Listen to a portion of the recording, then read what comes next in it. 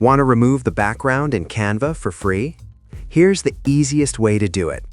First, open your browser and go to remove.bg. Upload the image you want to edit, and in seconds, the background will be automatically removed. Once the background is removed, download the image as a PNG with a transparent background. Now, open Canva and create a new design or open an existing one. Upload the PNG image you downloaded from remove.bg and add it to your canvas. Since the background is already removed, you can place the image over any background you want.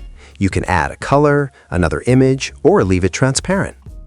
If you don't want to use remove.bg, there's another free option inside Canva. Select your image, go to Edit Photo, and use Magic Eraser or Manual Erase tools to remove the background yourself. When you're done, export your design as a PNG to keep the transparency. And that's it.